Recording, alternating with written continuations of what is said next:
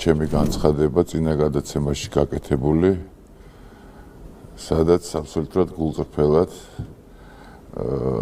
მინდოდა რომ წინა საახალწლოდ ეს ადამიანები თავის ოჯახებში და სახლებში შეხვედრილიყვნენ.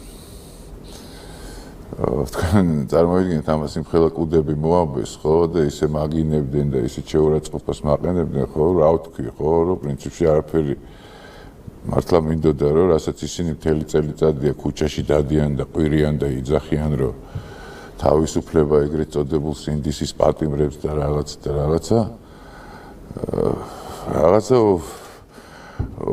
უკეთესობისკენ დამენახა თვითონ მაგათი განწყობებიც, განწყობილებებიც, რაღაც ცოტა სიკეთისკენ შემოტრიალდება, მაგრამ რა მინდა გითხრათ რომ ეს შეგნებულად გავაკეთე ეს ამბავი, იმიტომ რომ მაინტერესებდა მაგათი რეაქცია, რა რეაქციას გამოიწვევდა ეს ჩემი განცხადება მაგათში და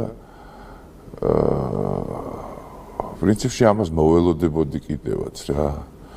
რა თქმა უნდა არა ყველასგან, ხო, რაღაც მაინც მეგონა რომ გულით უნდათ რა ამ ადამიანების ციხიდან გამოშვება და რაღაც ატყუარა შეუგდე, კი, გეთანხმებით რომ შეუგდე იქ საპატრიარქოც ვახსენე იქ ხელისუფლების წარმომადგენლებიც ვახსენე რომ უფრო დამაჯერებელი ყოფილიყო ჩემი მხრიდან ეს ამბავი.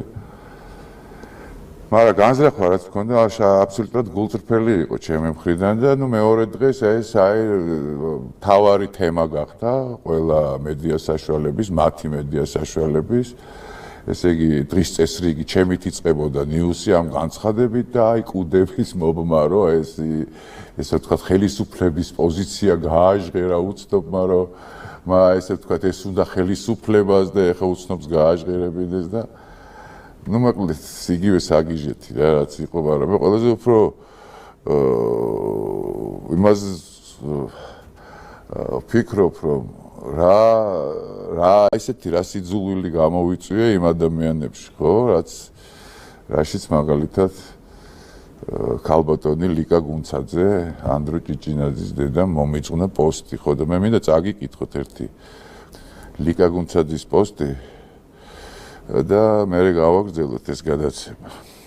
შენ აძირალა ანდროს და ბიჭებს სახელს როგორ ახსენებ. ეს მათხოვარი უნიჭო ამება, სადმე არ გადამეყარო გაფრთხილებ. შენს დრუჟოკებს გადაეცი კიდევ რომ ანდროს სახელი არავინ არ ახსენოს. ვინ უნდა მოინანიოს შედუპლეტო, არა და მე მონანიება არ მithქვია და არც ბოდიშის მოხდა, იმიტომ რომ ბოდიში რომ მოსახდელი ყოფილიყო, აქამდე მოიხდიდა ის ბოდიშ და ზუსტად მაგი ვახსენე რომ არანაირი ბოდიშის და არანაირი მონანიების გარეშე უნდა ყოფილიყო ეს ყველაფერი საახალწლოდ გაკეთებული. ხო, თან პროპაგანდას მიწოდებს. მარტო მე გეყოფი შეჩამპალო. ის მეორე ფოტო ნეგატივიც რა ამბავს დათო დარჩიაზე იძახის რა. ეს უნიჭო ძნელია ვიცი, მაგრამ ბოლომდე მოусმინეთ. ინტელექტის ზეიმია. ხო, ну ესეთი ეგეთი მომიწყნა ანდრო ჭიჭინაძის დედა, რომელსაც აბსოლუტურად პირიქით მინდოდა რომ რაღაცა არ ვიცი დამენახებინა ესე ვთქვათ რაღაცა